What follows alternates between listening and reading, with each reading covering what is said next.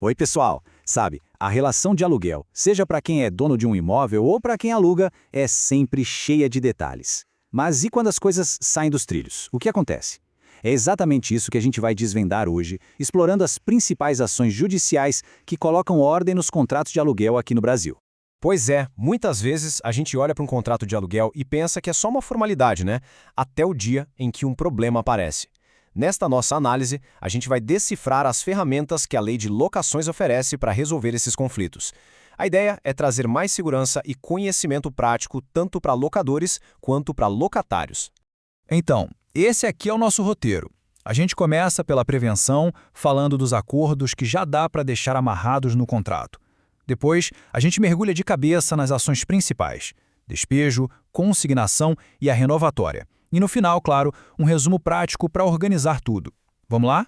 Olha que interessante. Antes mesmo de qualquer briga, o próprio contrato de aluguel já pode ser uma ferramenta super poderosa para definir como uma futura disputa vai ser resolvida. É o que a gente chama de negócios jurídicos processuais. Basicamente, acertar as regras do jogo com antecedência. A lei permite que locador e locatário, em comum acordo, criem regras personalizadas para um eventual processo judicial. É como se eles pudessem escrever uma parte do manual de instruções que o juiz vai seguir lá na frente. Isso traz uma previsibilidade e uma segurança enormes para todo mundo.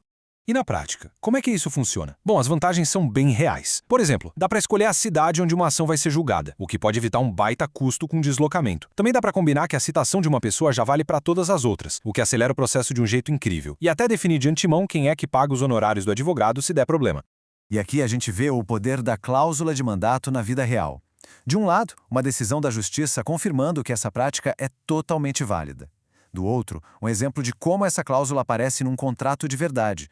Olha só, uma linha simples como essa pode descomplicar e muito uma futura ação judicial. Agora, vamos para a ação talvez mais conhecida e para muita gente a mais temida de todas, a ação de despejo. Ela nada mais é do que o caminho legal que o proprietário tem para pegar o seu imóvel de volta quando alguma regra do contrato é quebrada.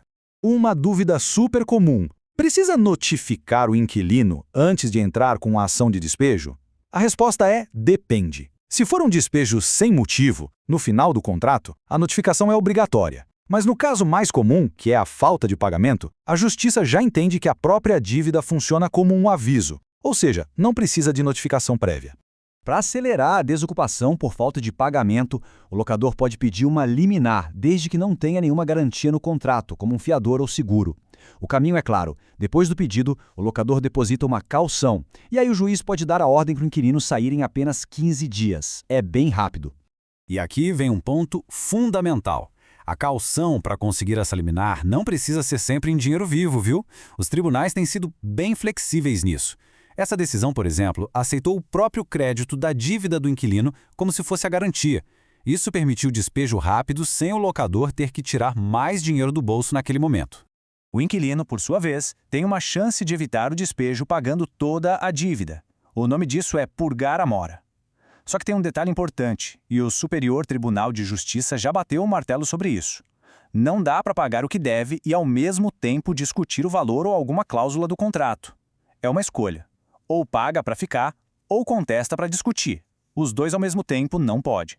Beleza, já falamos bastante do locador. Agora vamos virar o jogo. E quando é o locatário que quer cumprir sua parte, mas é o locador que cria problema? Para isso, existe a ação de consignação, que é uma ferramenta de defesa essencial. Imagina só a situação. O locador se recusa a receber o aluguel, ou pior, no final do contrato se recusa a pegar as chaves de volta. O locatário não pode virar refém disso, né? Então ele pode ir à justiça e depositar o valor do aluguel ou as chaves em juízo. Com isso, ele prova que cumpriu sua parte e paralisa a cobrança de aluguéis futuros. E isso nos leva a um conceito jurídico muito poderoso. A entrega das chaves é um direito potestativo do inquilino. O que isso quer dizer? Quer dizer que o locador não pode, de jeito nenhum, se recusar a receber as chaves para forçar o pagamento de uma multa ou a pintura do apartamento, por exemplo. Qualquer pendência tem que ser discutida depois, em outra ação. O contrato de aluguel precisa acabar ali. Agora, a gente entra numa ação que tem um peso gigantesco, especialmente para o comércio.